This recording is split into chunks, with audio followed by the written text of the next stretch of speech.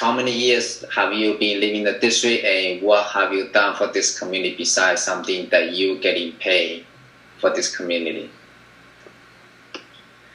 As a longtime resident of a decade in this neighborhood too, and as someone who has never done any paid work in this community, I have a full-time job as a civil rights lawyer fighting for housing justice across our city and against housing discrimination. All the work that I've done in this community has been totally as an activist, as a volunteer, and in my capacity that's strongly believing that we need to make sure the neighborhoods like ours, that were our frontline essential communities, are the ones that are prioritized when it comes to services from our city, especially after this pandemic. I don't think it was any accident that we were the epicenter of this pandemic.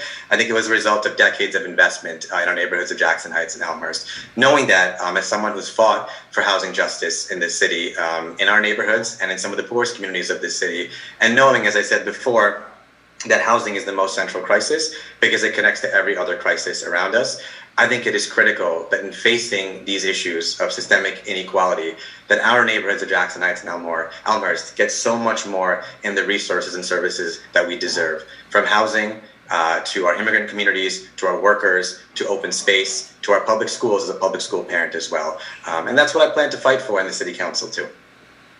Can you answer us directly how many years have you lived in the district? I think I answered the question. It's a long time, but you didn't be specific how many years. I think I was specific. Can you just answer how many years? I think I did say, if you listen to my answer, how many years. You said a decade, Andy. Yeah. I'm not sure if Shakar did say the specific work he did, though. Aside from, your work at Communities Resist, do you want to give a specific example? Do you want to hear that? In our communities? Yeah. Sure.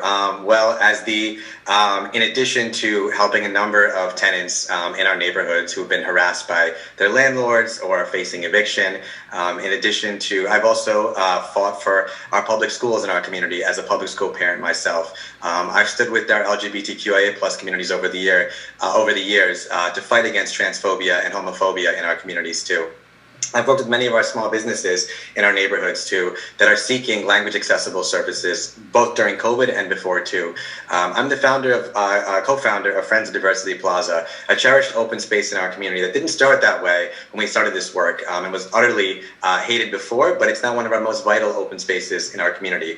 And I've done a lot of work for safe streets in our neighborhood over the years too, standing with so many activists over the years to find ways to make our neighborhood and our streets far safer, for children like my own, for seniors, fighting for open space, expanding Traverse Park in our community as well. I'll stop there, although I could keep going. Did that answer your question, Andy? Yeah, very good. Okay.